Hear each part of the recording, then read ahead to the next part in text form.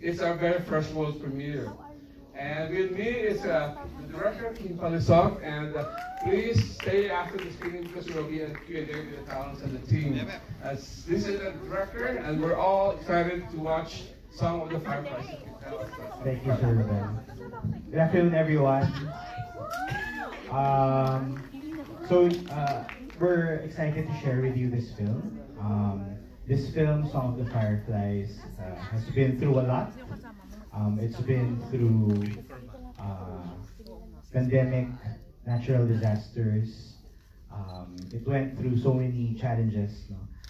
And we're really excited and honored to present this film for the first time in Manila International Film Fest. Joining the team with me is, of course, our stars. Let's give a round of applause to Ms. Rachel Alejandro, and of course our producer, Gertie Rodis.